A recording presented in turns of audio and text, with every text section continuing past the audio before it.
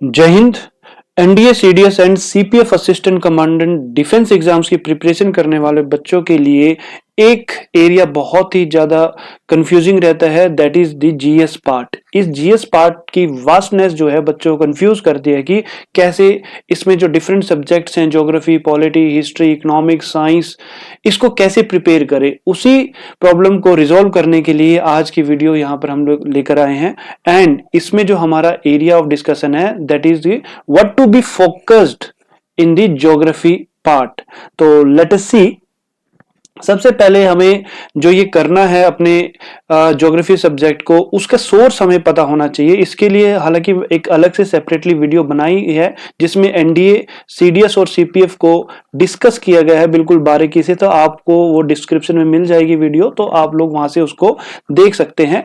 But फिर भी यदि मैं कहूं कि इन सभी बुक्स में से जो सबसे कॉमन बुक है और मोस्ट एसेंशियल बुक है जो बच्चों को इस एग्जाम की तैयारी करते समय परस्यू करनी चाहिए, वो है क्लास +1 की India physical environment and again class +1 की फंडामेंटल ऑफ फिजिकल ज्योग्राफी। ये दो जो बुक है ये तो बच्चों को करनी ही करनी चाहिए, चाहे वो एनडीए में हो, सीडीएस में हो या सीपीएफ असिस्टेंट कमांडेंट का एग्जाम दे रहे हैं।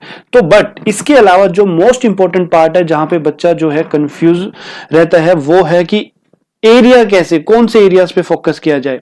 तो यहां पर हम लोगों ने जो अपनी रिसर्च करी है लास्ट 10 इयर्स के जो एग्जाम्स हैं आपके एनडीए के, सीडीएस के एंड सीपीएफ असिस्टेंट कमांडेंट के, क्योंकि ये सारे ही एग्जाम जो है यूपीएससी कंडक्ट करता है, तो लगभग इसके एक पैटर्न होता है यूपीएससी का, तो सभी में सेम सा पैटर्न फॉलो होता है। थोड़े बहुत आपके जो है एरियाज ऊपर नीचे हो सकते हैं according to the level, but otherwise यहां पर मोर और लेस जो क्वेश्चंस है सिमिलर से होते हैं। तो यहां पर ओवरऑल जो रिसर्च करने के बाद में हमने अपने एरियाज को, जो इस सब्जेक्ट के एरियाज हैं, जो इस सब्जेक्ट के टॉपिक्स हैं, उसको 3 पार्ट में डिवाइड किया है, लेवल 1 में, लेवल 2 में एंड लेवल 3 में।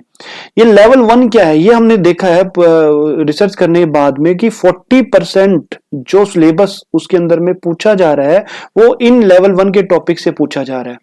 जो उसके बाद में 30% जो टॉपिक्स आ रहे हैं, यदि मैं बात करूंगी 10 में से यहां पे 4 क्वेश्चन यहां से इस एरिया से पूछे जाते हैं, 3 क्वेश्चन जो है इस एरिया से पूछे जाते हैं, और लेवल 3 है वो सिर्फ 10% के करीब, यानी कि एक क्वेश्चन जो है यहां से पूछा जाता है। तो 80% ऑफ द सिलेबस जो है वो इन्हीं एरिया से पूछा जाता है। तो बच्चा जो अपनी प्रिपरेशन है उसके हिसाब से प्रायोरिटाइज कर सकता है। यदि वो उसने लेवल 1 के टॉपिक कवर कर लिए तो उसका कॉन्फिडेंस जो है काफी अच्छा बढ़ जाएगा।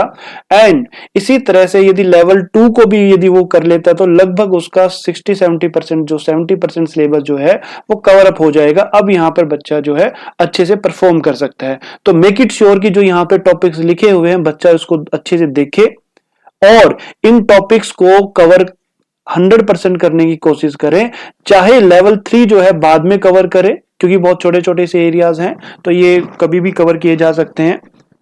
ये सबसे कोर टॉपिक काउंट होते हैं, ये है जो कोर टॉपिक हैं, ये जो है सेकंड नंबर पे यहां पर आते हैं। हमें फर्स्ट नंबर की लेवल 1 की जो है उसको प्रायोरिटाइज करना चाहिए, फिर हमें लेवल 2 पर आना चाहिए। तो this is the way how you can deal with this subject. और एनडीए के बच्चों के लिए भी यही है कि एटलीस्ट वो लेवल 1 पे, क्योंकि एनडीए के बच्चों को मैं खासकर यहाँ पे कह रहा हूं कि यदि वो लेवल 2 पर भी नहीं पहुंच पा रहे हैं तो लेवल 1 तो एटलीस्ट अपना कवर करें, और इसके बाद में लेवल 3 को भी अपना देख सकते हैं, क्योंकि उनके पास में जो नंबर ऑफ क्वेश्चंस हैं वो बहुत कम है एज कंपेयर टू सीडीएस और the CPF assistant commandant exam. वहां पर लगभग इस सब्जेक्ट से जो क्वेश्चंस आते हैं 80 to 20 क्वेश्चंस आते हैं, और एनडीए के पास में जो क्वेश्चंस आते हैं वो 9 से 8 से 10 के करीब यहाँ पे क्वेश्चंस आते हैं। तो जनरली हम लोग देखते हैं कि 50% सिलेबस ही एनडीए वालों को रिक्वायरमेंट है, जो यहाँ से भली भांति कवर अप हो जाता है।